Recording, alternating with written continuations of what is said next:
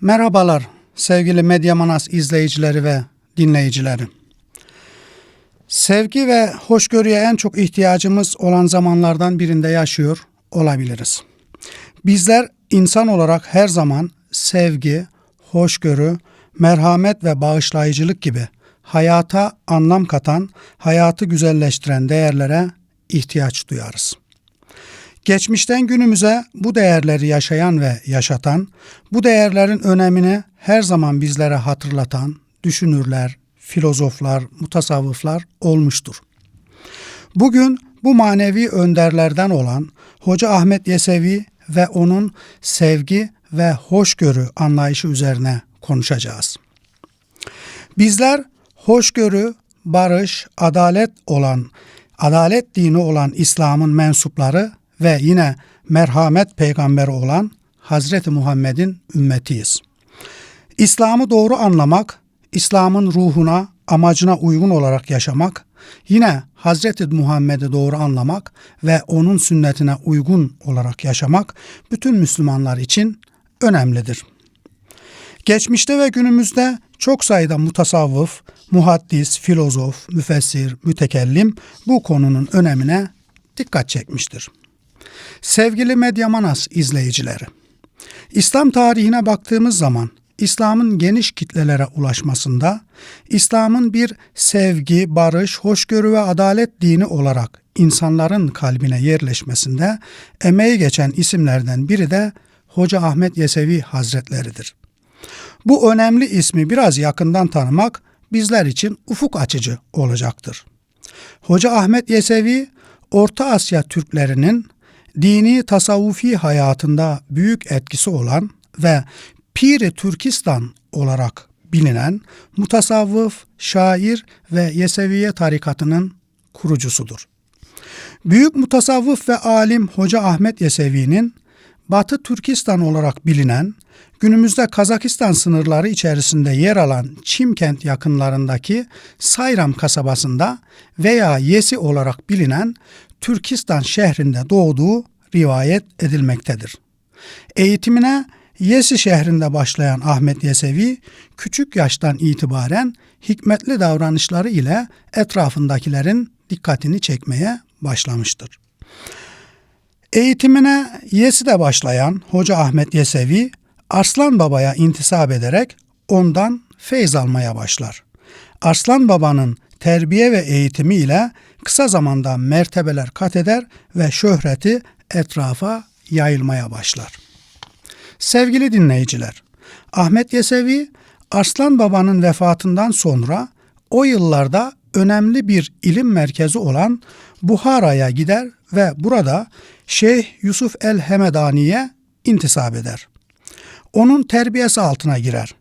Şeyhinin ölümünden sonra ise yine dönemin meşhur alimlerinden ve mutasavvıflarından Hacı Abdullah el-Beraki ve Şeyh Hasan el-Endaki'ye intisap ederek onlardan ders alır. Hocasının ölümü üzerine Hoca Ahmet Yesevi artık irşat postuna kendisi oturur. Ve bir müddet sonra Yesi'ye dönerek 1166 yılındaki ölümüne kadar irşat faaliyetlerine burada devam eder.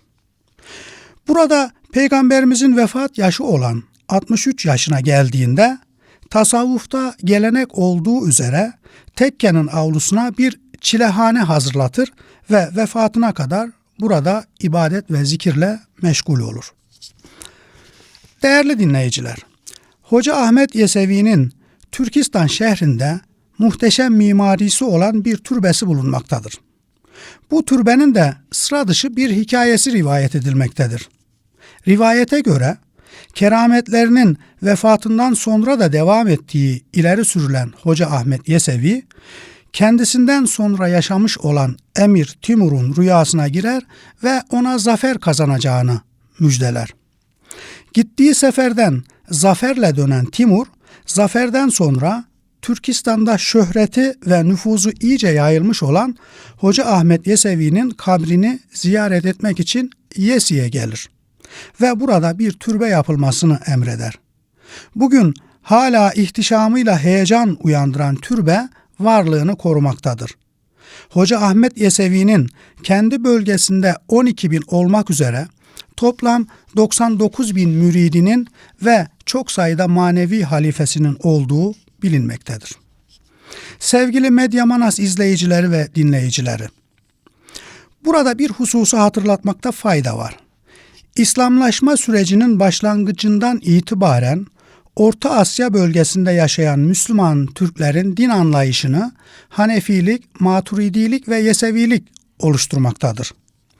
Bildiğiniz üzere Ebu Hanife'nin fıkhi öğretileri etrafında şekillenen din anlayışına Hanefilik, İmam Maturidi'nin itikadi görüşleri etrafında şekillenen mezhebe, yorum biçimine Maturidilik ve Hoca Ahmet Yesevi'nin tasavvufi görüşleri etrafında şekillenen yorum biçimine ise Yesevilik denilmektedir. Dolayısıyla Türkler fıkhi konularda Hanefi, itikadi konularda Maturidi ve tasavvufi konularda Yesevi öğretileri canı gönülden benimsemişlerdir.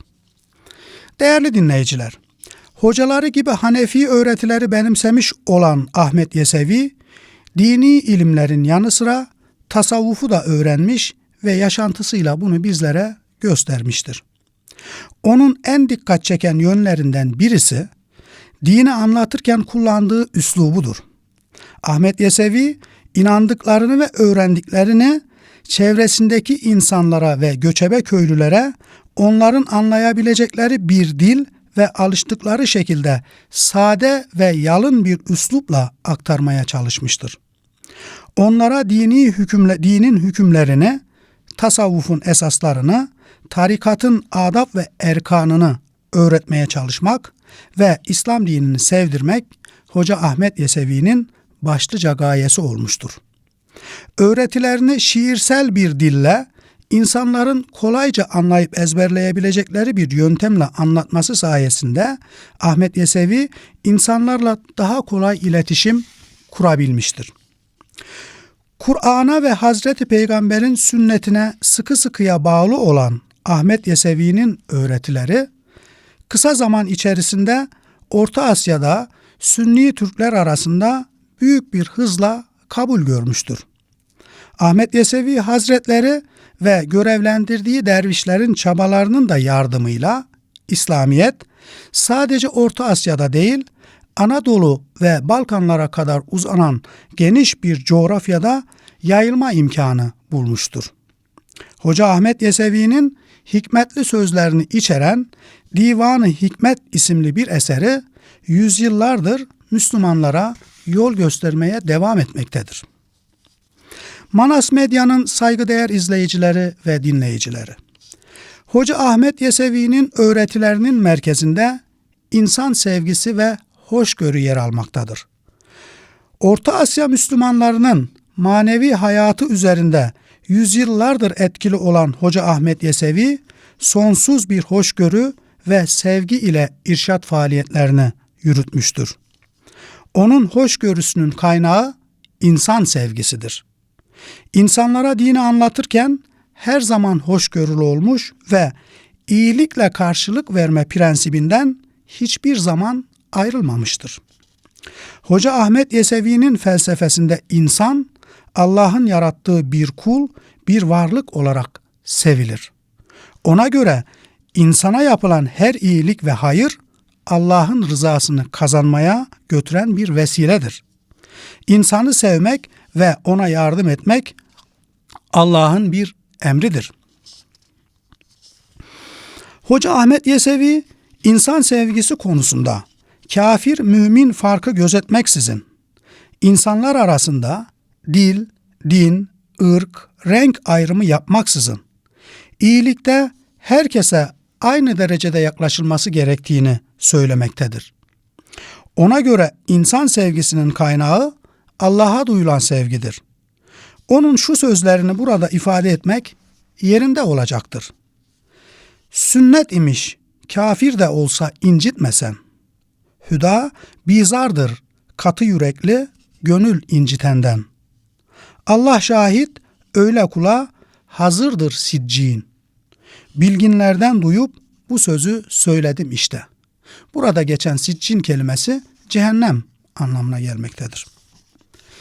Değerli dinleyenler, Hazreti Muhammed'den sonra Ebu Hanife, İmam Maturidi, Ali bin Osman el-Uşi gibi çok sayıda alimin ardından gelen Hoca Ahmet Yesevi, bütün insanlara olduğu gibi özellikle garip, fakir ve yetimlere daha fazla sevgi gösterilmesi gerektiğini öğütlemektedir. Onları hor görmenin çok çirkin, çok ayıp bir davranış olduğunu belirtir. Yeseviye tarikatında insanı sevmek her işin başıdır. Yesevi Hazretlerine göre Allah'ın sevgisinin gereği olarak bütün yaratılanlara sevgiyle yaklaşmak gerekir. Bu sevgi en başta insana gösterilmelidir. Çünkü insan Allah'ın yarattığı varlıklar içerisinde en mükemmeli, en şereflisidir. Allah'ı seven insanı da sevmelidir. Sevgili dostlar, Hoca Ahmet Yesevi'nin tasavvufi düşüncesinde insan sevgisinin yanında hoşgörünün de önemli bir yeri vardır. İslamiyet'in hoşgörü anlayışı bilhassa Orta Asya Müslümanları arasında hayatın ve adaletin temel unsurlarından birisi olmuştur. Bu anlayışın oluşmasında Ebu Hanife ve İmam Maturidi gibi alimlerin yanı sıra Hoca Ahmet Yesevi'nin çok büyük katkısının olduğu muhakkaktır. Ahmet Yesevi, Kur'an ve sünnette yer alan hoşgörüyü esas almış ve öğretilerini bu hoşgörü zemini üzerinde inşa etmiştir. Esasen Yeseviliğin temelinde ilahi aşk, Hazreti Peygamber sevgisi ve ahlakı, İslam dininin esasları, tasavvufun incelikleri, manevi coşku, insan sevgisi, hakka ve adalete uymak, nefse hakim olmak, İslam'a ters düşen davranışlardan uzak durmak, helal kazanç ve hoşgörü oluşturmaktadır. Sevgili dinleyiciler, Ahmet Yesevi'ye göre hoşgörülü olabilmek için tevazu sahibi olmak gerekmektedir. Kibirli insan hoşgörülü olamaz. Ayrıca kibir, İslam dininin de reddettiği bir davranıştır. Bu konuda onun şu hikmetli sözleri çok anlamlıdır. Gördüğüm herkesin kulu oldum. Toprak gibi yol üstünde yolu oldum. Aşıkların yanıp sönen kulu oldum. Merhem olup yer altına girdim işte. Hoşgörü konusunda Hoca Ahmet Yesevi her zaman Hazreti Peygamber'in yolundan gittiğini vurgulamaktadır. O, insanları kin, nefret, öfke ve intikam peşinde koşmaktan alıkoymak isteyen bir Allah dostu, bir Allah aşığıdır. Öğrencilerine her türlü inanca saygılı ve hoşgörülü olmalarını tavsiye etmiştir. Ahmet Yesevi'nin eğer daima cennette olmak istersen herkesle dost ol ve hiç kimseye karşı kalbinde kin tutma yönündeki tavsiyesi çok anlamlıdır ve bugün de bizlere ders olması gerekmektedir. Aşksız kişi insan değildir, anlasanız.